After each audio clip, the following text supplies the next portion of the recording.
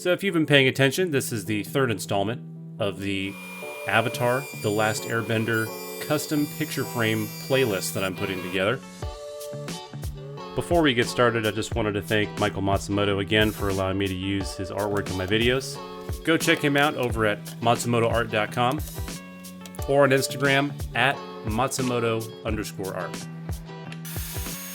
So for this frame, I chose, this is actually some reclaimed quarter sawn white oak that was recovered from an old bathroom.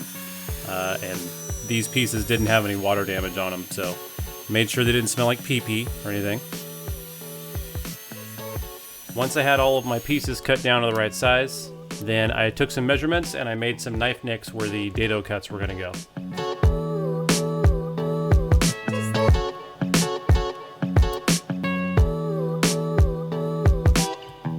The theme that I was trying to go for with this frame was keeping it Asian themed, but also weaving in kind of like a Craftsman style. Since it is kind of a lighter color, I wanted to go with, white oak for air nomads. A little bit of accents in there.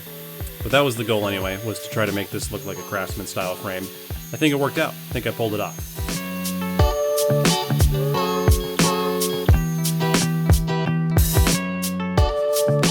So once the lap joints were cut, you can see there's still, kind of a rough edge there. I come back with a router and I sneak up on just the right depth. And I did that intentionally.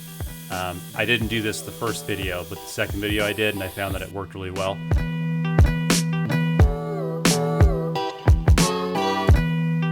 So I'm just taking a roll of packing tape and tracing in just like a rounded profile on those two bottom ends that are protruding out from the frame.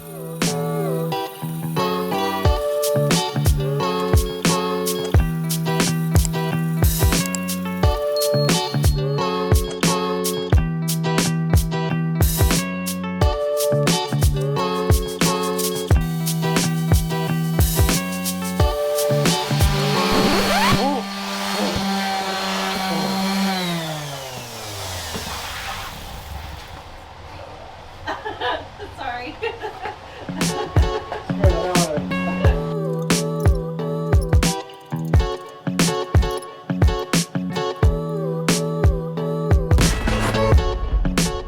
Anyways, the next step was to drill some partial depth holes. I think these are, I want to say 3/8. And then I drill some pilot holes through those. And then I dry fit it all together with some screws so that I have those holes in position when I actually apply some glue, and I'll know that it's square before that all goes together.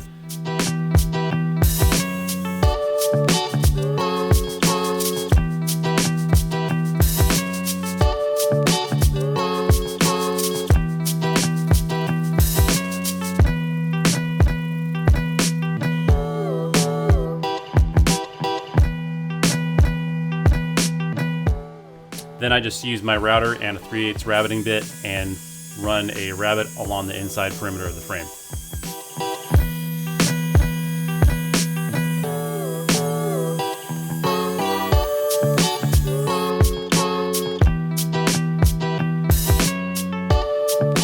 If you remember any of these other videos, then you'll remember that this method leaves you a little bit of a rounded corner. You just got to come back with a chisel and cut the rest of it out.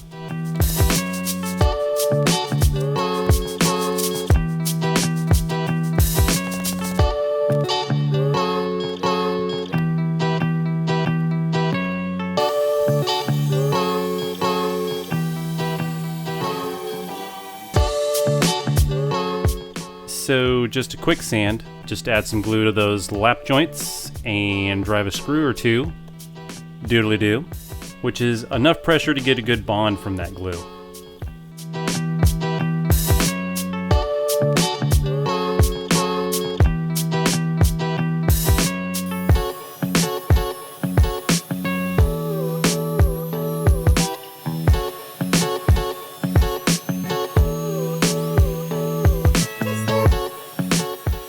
So now that the picture frame's gluing up, I'm able to work on a contrasting color to cover up those gnarly screws that I just put in.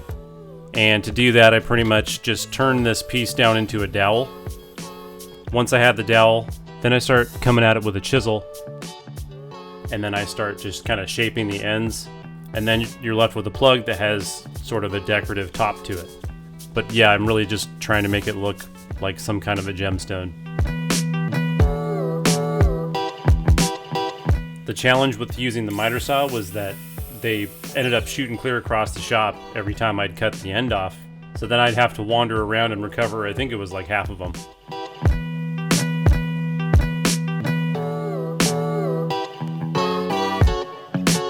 Anyways, once I had the plugs, the next piece that I made using this contrasting wood was like a little top or a crown to the frame, or you know, like a little hat or something.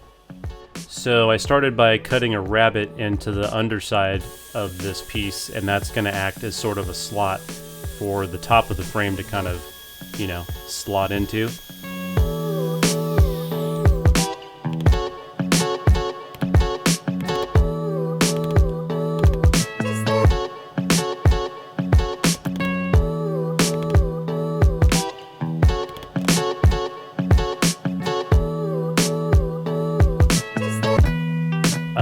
Then I use the table saw, and then that's actually my spline jig that I clamp the pieces to cut some steeper bevels into each end.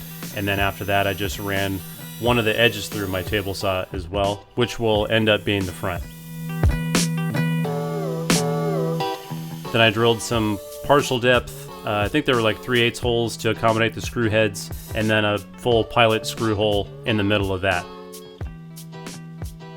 So I just spread some glue in the slot that I had cut, and then I just slapped it down on the frame and just drove the screws in.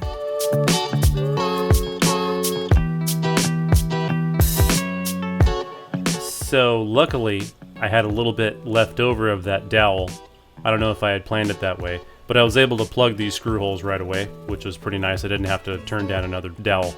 So I just glued in some small sections and cut them down flush.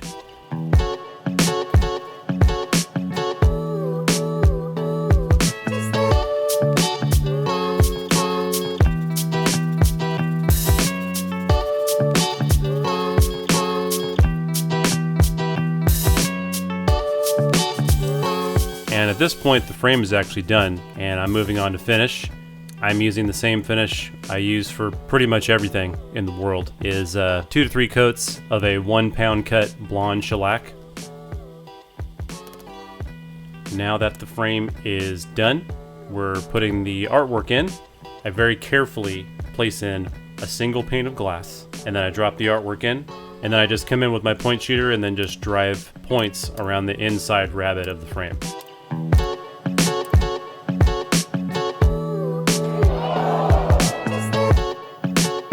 So we got the artwork inside, then I just lay out some dust cover paper, and then I spray a perimeter around the inside. Then I lay the frame down, and then I just cut around the outside of the frame. Then, finally, carefully cut off the excess with a straight edge. Then, as a final step, the very last thing that we do, to wrap things up, we fasten on these little D-rings, then you weave in your picture wire, and you crimp on an aluminum ferrule at the end of the 2 lengths, just to kind of secure it on there. And that is that. If you liked this project, I actually have 2 more of these at the time of this recording that I'm going to link to you at the end of this video. You can go check those out if you want. Thanks a bunch for watching. I really do appreciate it. Stay safe, hang on to those fingers, and I'll see you soon.